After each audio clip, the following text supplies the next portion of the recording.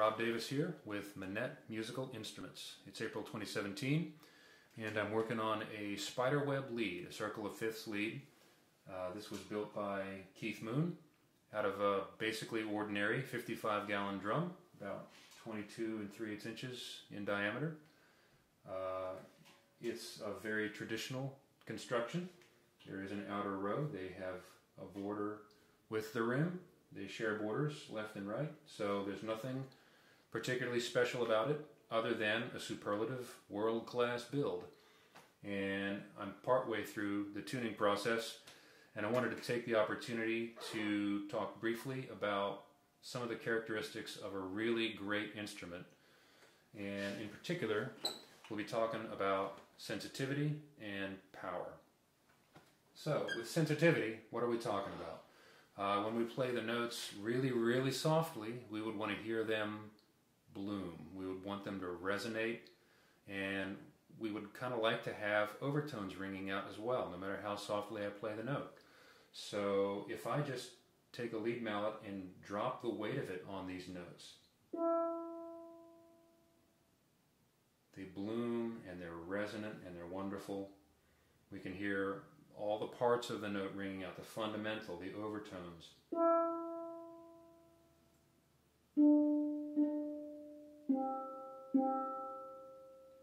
All these notes are blooming.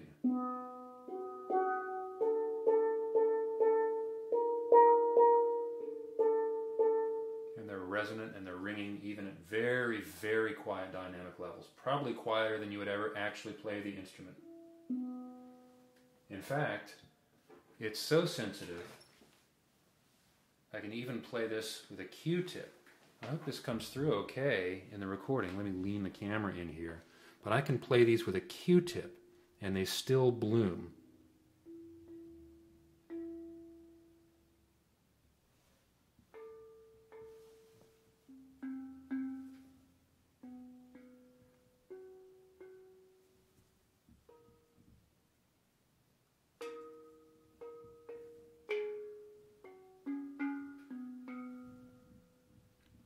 In fact, the instrument is so sensitive that I don't even really need to touch it to get the notes to activate. Not really.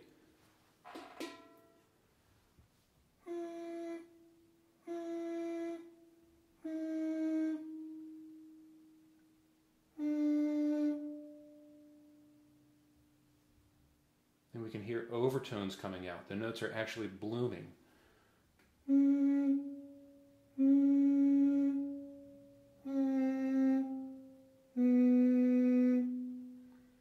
If you're following along at home with a strobe tuner, these are all kind of flat.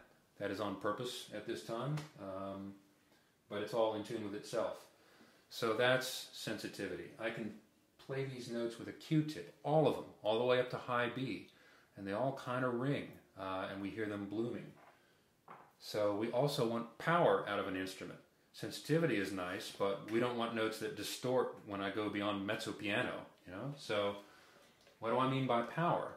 Well, we would really want notes that just get louder the harder I play them. So if I take a big heavy double second mallet and pound these notes rather inappropriately too hard, the harder I hit these notes, the louder they get. They don't really distort, very little or none. They just get louder.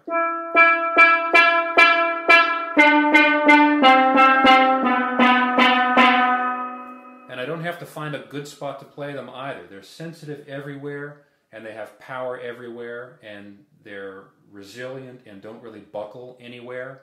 So the whole note is a good spot to play it.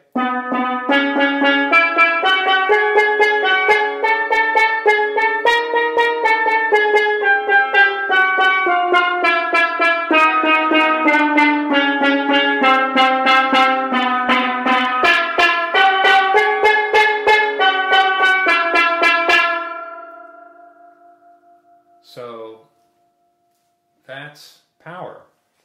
These notes have tremendous dynamic range, from much softer than you would ever play it to much louder than you would hopefully ever play it.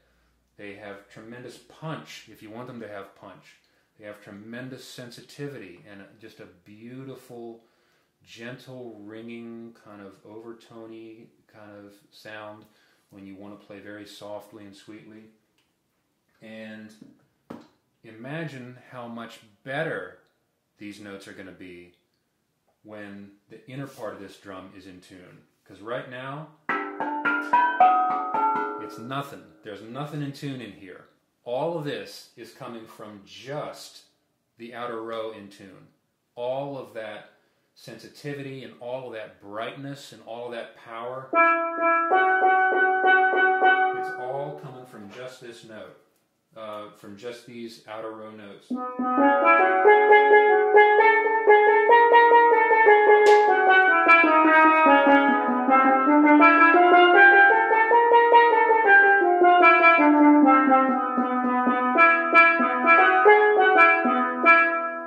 That's just the outer row.